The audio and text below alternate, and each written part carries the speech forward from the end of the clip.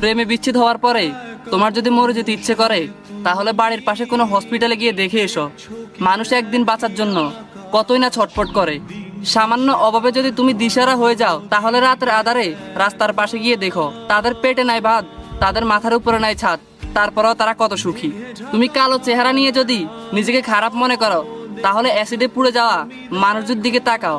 তারা এই অ্যাসিডে পোড়া শরীর নিয়েও সমাজে কি সুন্দরভাবে হাঁটে।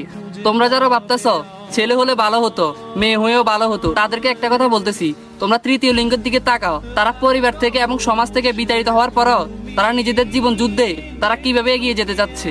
যদি তুমি ছেলে হয়ে ভাবো মেয়েরা লোভী, মেয়েরা টাকার লোভী, তাহলে তুমি তোমার ঘরে নিজের মায়ের দিকে তাকিয়ে দেখো।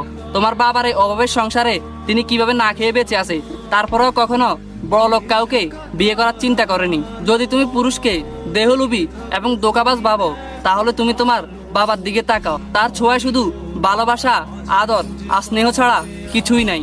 যদি কখনো তোমার মধ্যে অহংকার চলে আসে, তাহলে তুমি তোমার কবরস্থানে গিয়ে দেখো, তোমার থেকেও আর কত অহংকার মানুষ ওখানে শুয়ে আছে।